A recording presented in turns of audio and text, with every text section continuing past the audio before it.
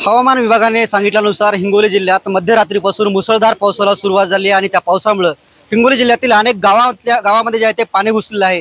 मी आता वसमत तालुक्यातील कुरुंदा शिवारामध्ये आहे। याच कुरुंदा शिवारामध्ये जे आहे ते कुरुंदा गावामध्ये जे आहे ते अनेक घरामध्ये पाणी शिरलेले आहे, अनेक घरं जे आहेत ते पाण्याखाली गेले आहे आणि याचीच पाहणी करण्यासाठी वसमत विधानसभेचे आमदार राजूभाई नवघरे त्याचबरोबर हिंगोली जिल्ह्याचे जिल्हाधिकारी राहुल गुप्ता सर या ठिकाणी घटनास्थळावरती आलेले आहेत। आपण त्यांच्याशी संवाद साधणार आहे। नेमकी आता जिल्ह्याची परिस्थिती काय आहे आणि नेमकं काय किती गाव पाण्याखाली आहेत सर जिल्ह्यामधली आणि काय नेमकं आता आज बरेच मंडल आणि बरेच तालुक्यामध्ये अशी इन्फॉर्मेशन आहे की जवळपास 100 mm च्या पुढे पण काही ठिकाणी पाऊस झालेला आहे।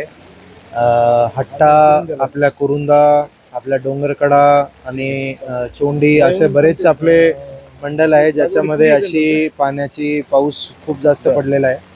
आणि आता पण शंका खूप जास्त आहे की आज संध्याकाळी पण येलो अलर्ट आहे आपल्याकडे की संध्याकाळी पण खूप पाऊस पडण्याची शक्यता आहे।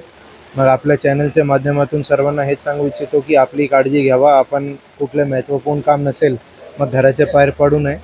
आणि दुसरा विषय आहे आपला जनावरांच्या आपले थोडी काळजी घ्यावा, त्यांना स्वतःकडे बांधून ठेवावा, शेतामधून ते बाहेर काढून त्यांचा आपल्या घरापाशी कुठेतरी बांधून ठेवावा आणि त्यांना सेफ ठेवावं। किती मंडळामध्ये अतिवृष्टी झाली, काही आकडेवारी वगैरे आली का सर पावसाची? आतापर्यंत जितकी आमच्याकडे आकडेवारी होती आमच्याकडे 2,90,000 हेक्टर पर्यंतची अतिवृष्टी होती। आता 20 सप्टेंबरपर्यंतची ही माहिती आहे। 20 सप्टेंबरच्या पुढे पण जे अतिवृष्टी आहे ते आमच्या जे खालचे अधिकारी आहेत ते नोंद करू लागले, ते पण जास्त जसं होईल तो पण आम्ही करू। आतापर्यंत आमच्याकडे पेरणीचं क्षेत्र 3,30,000 हेक्टर होता, त्यापैकी जवळपास 2,80,000 मध्ये तर ऑलरेडी आम्ही अतिवृष्टी जाहीर केलेली आहे। आणखीन पाऊस पडला की आणखीन लोकांचा होऊ शकतो। सर आताही जोरदार धुवाधार पाऊस सुरू आहे, अनेक गावांना जे आहे ते पुराचा वेढा आहे। अशा लोकांना आपल्याला जर बाहेर काढण्याची आवश्यकता पडली तर आपल्याकडे आता उपाययोजना काय आहे लोकांना दिलासा देण्यासाठी? आता समजा बाहेर काढण्याची कोणाला सुविधाची गरज पडली, मग आतापर्यंत आमच्याकडे SDRF आणि NDRFची टीम स्टँड बायवर आहे। ऑलरेडी आमच्याकडे डेजिग्नेटेड स्कूल्स, PHCs आणि सभागृह आहे ज्याच्यामध्ये लोक जाऊ शकतात। हाय पॉईंटवर तो ठेवलेले आहे, कोणाच्या घरामध्ये पाणी झालं असेल तो हाय पॉईंटवर राहू शकतात। परंतु असं कुठलं गरज पडली की त्यांना बाहेरच काढायचं असेल मग SDRFची टीम आणि NDRFची टीम आमच्या डिस्पोजलला आहे। खरं तर तुमच्या मतदारसंघामध्ये अनेक ठिकाणी पूर परिस्थिती निर्माण झालेली आहे, तुम्ही आढावा घेतात गावागावात जाऊन। नेमकी आता वसमत विधानसभेची परिस्थिती काय आहे हिंगोली जिल्ह्यासह? संपूर्ण जिल्ह्याभरात पाऊस पडत आहे आणि त्याच बाबतीमध्ये त्याचं एकमेव उदाहरण म्हणजे तुम्ही स्वतः आहेत। तुम्हाला आज रस्त्याने येता आलं नाही, तुम्हाला रेल्वेने यावं लागले। त्यामुळे आता प्रत्येकाला एवढंच आव्हान आहे की जी परिस्थिती आली त्या परिस्थितीची 2 हात करणं। त्यासाठी आम्ही लोकप्रतिनिधी म्हणून आपण त्याच्यासोबत आहेत आणि नागरिकसुद्धा आपल्या मतदारसंघातले असो जिल्ह्यातले असो अत्यंत उत्कृष्ट पद्धतीनं काम करत आहेत। या परिस्थितीच्या बाहेरसुद्धा निघण्यासाठी प्रशासन आपल्याला सहकार्य करत आहे।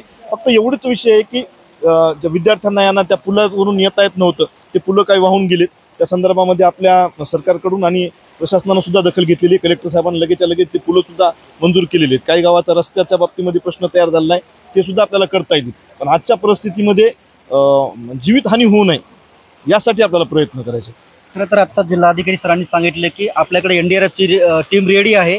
अशी जर परिस्थिती उभवली तर असे काही गावामध्ये आता धोका आहे का तुमच्या निर्देशनास आलं का असं काही? तसं जर असलं तर माझा फोन, आम्ही सातत्यानं सगळ्या लोकांशी संपर्कात आहेत। मी 200 गावामध्ये सगळ्या कार्यकर्त्याला फोन लावून विचारलो तिथली काय अडचण आहे का म्हणून, आणि यांचे प्रशासन आहे त्यांचा फोन येण्याच्या अगोदर आपण त्यांना विचारलो जर काही तशी परिस्थिती निर्माण झाली तर सगळ्यात आधी आपण प्रशासनाला तिथं ते लोक बाहेर काढण्यासाठी आणि आपणही स्वतः तिथं पोहोचून त्या लोकांना मदत करण्यात। एक सरकारमधले आमदार म्हणून हिंगोली जिल्ह्यातल्या जनतेला काय आव्हान आहे?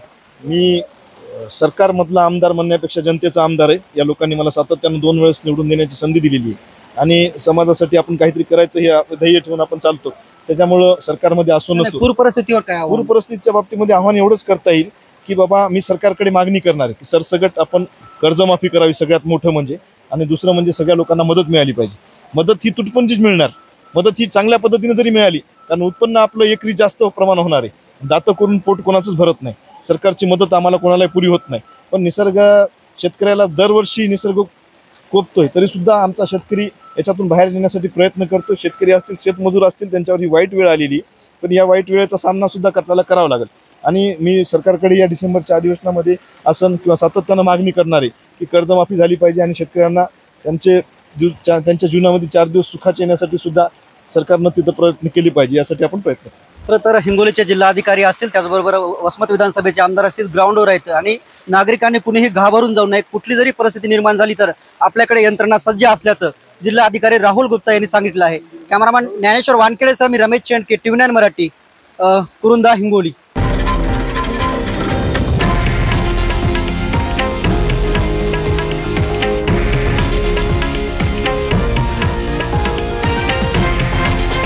हे आहे देशातील नंबर 1 न्यूज नेटवर्क आणि आपण पाहत आहात TV9 मराठी, एकमेव.